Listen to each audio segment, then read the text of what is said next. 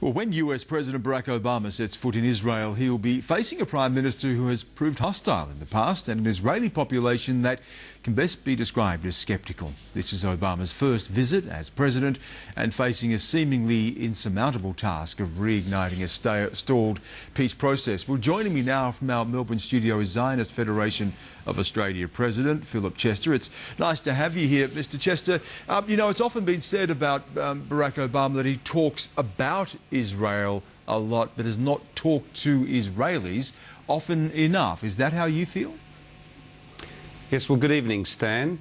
There is something in that. I think this visit is long overdue. It's already well into the President's second term that he's decided to come to Israel to see firsthand what Israelis think, how they live, the issues that they face on the ground. So I think, yes, it was important for Obama to decide to make this trip. And I think although there's been a lot of commentary about what can be achieved, and I don't think we should be expecting too much, the trip itself, though, is very important. Now, of course, he made a new beginning, as he called it, with the Arab world, one of the key priorities of his first term. Why do you think that he has left a visit to Israel to, as you say, into his second term now? Didn't come at all in the first 4 years. Well, not exactly sure what all of the behind-the-scenes reckoning was in relation to the decision as to when to come. I think he felt in his first term that that Cairo speech was an important statement to the Arab world in terms of forging closer relations.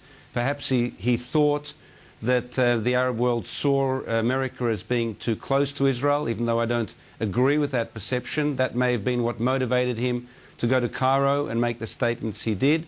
I think some of those statements proved not to quite produce the results that he hoped they would in terms of bringing the Arab world closer to a lasting peace with Israel. And I think his advisers and he have realised, in fact, the key to this is engaging with both parties and trying his best to bring both parties back to the negotiating table without preconditions, in the hope that, in fact, a peace process can be engaged and lead to something. Is it also true that he would have almost felt unwelcome in Israel, given the relationship, the often prickly relationship he's had with Benjamin Netanyahu? No, I don't think he would ever feel unwelcome in Israel. A President of the United States is a very important person in the Israeli political and social scene. There have been some ups and downs with Prime Minister Netanyahu, that's true, even though I think it's been a little exaggerated, and on the ground there's been a lot of very effective cooperation between the United States and Israel. So no, I don't think that would have been the major issue. I think he, as I said, he saw it as a priority to go to the Arab world first. I think on reflection, as things have transpired in the Middle East, the so-called Arab Spring, the difficulties with bringing the Palestinians back to the table, Hamas in Gaza, he's realised, well, you know, perhaps it's important now he comes and reinforces how important the US relationship with the State of Israel and its people is. One of the first messages that he sent to Benjamin Netanyahu when he took over the presidency was to stop the settlements. Is that likely to be a message, do you think, he's going to repeat once again? No, I don't believe so. Yes, during his term there was the famous settlement freeze of 10 months, which the Prime Minister and the government of Israel agreed to in the vain hope that the Palestinians would come back to the table and negotiate. When the 10 months expired, the Palestinians hadn't arrived. Then they asked for an extension, which the US administration also supported. I believe the Israeli government correctly said, well, we didn't see any movement for 10 months. Why would we see any movement towards peace negotiations if this freeze was to be extended? Because it really wasn't the major issue here. So the settlement issue, I think the President of the United States has now realised, is not really the key issue, and he has said he's not coming with any preconceptions or attempting to force any plans on either Israel or the Palestinians. He's coming to hear, to listen, to understand better what are the issues on the ground. And as I said, Stan, I hope that will lead him to saying to the Palestinians, come to the table, sit down with the Prime Minister of Israel and his negotiating team without preconditions and talk about whatever you feel needs to be discussed. But the key here is trying to create the conditions for that discussion to take place. Thus far, to the extent that the presidents of the United States in the past have played an active role in shepherding that process, that hasn't happened. What is going to change this time around? Well, that is, of course, the $64 question, Stan.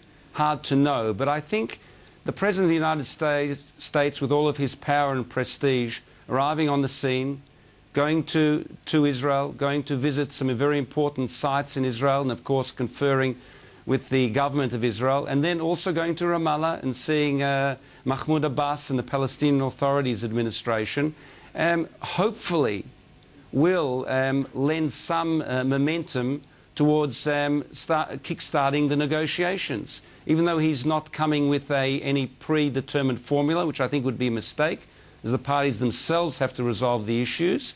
I think him making the statement that he's travelling to the Middle East, this is his first trip, I believe, out of America since he was re-elected as the president, is an important statement to the Middle East that, you know, he wants to see some progress. He's not imposing anything on the parties, but he's there to support in whatever way he can. Of course, there has been enormous change in the Middle East since he first took office.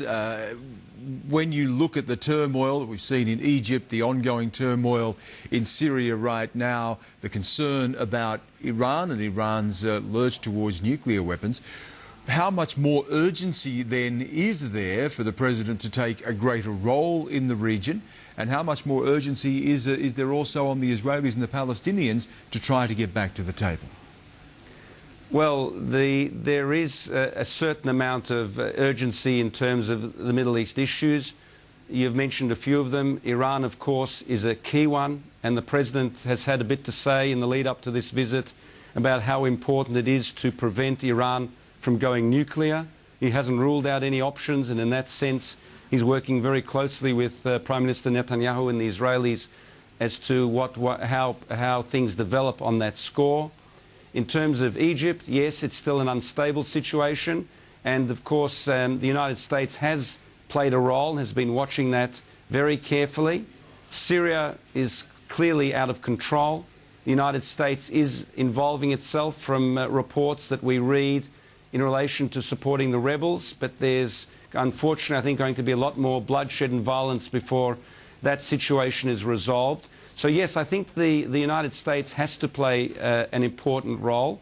But from the Israeli perspective, when you talk about the imperatives to come to a solution, there's always an imperative for peace to emerge between Israel and the Palestinians.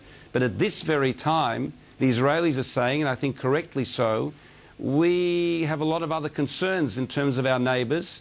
And when we look at coming to some type of a resolution with the Palestinians, when you factor in Hamas and Gaza, Hezbollah, Lebanon, and Iran's role, and even Syria's role, Israel has to be very careful, very, very careful that any arrangements it reaches, if it can, with the Palestinians, don't end up blowing up in their face in a very, very tragic way. Now, while the President is there, as you say, to listen and perhaps to mend some bridges as well, there is also some very tough talk that's going to have to be delivered, and one of the things no doubt he will repeat to Israel, this is a message Israel has heard before, is that Israel will not have a future as a democratic, fundamentally Jewish state while ever it continues, while ever the situation continues as it is, that a one-state solution with a majority Arab population who are effectively second-class citizens will not work for Israel. Is that a message that Israel is ready to hear?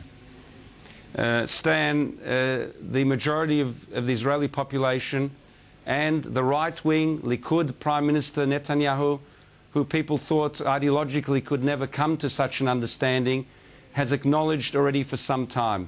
The Israelis do not want to rule over the Palestinians in some form of undemocratic one-state solution. On the contrary, they are very keen. They see the imperative in a two-state solution. They don't need the President of the United States to tell them that.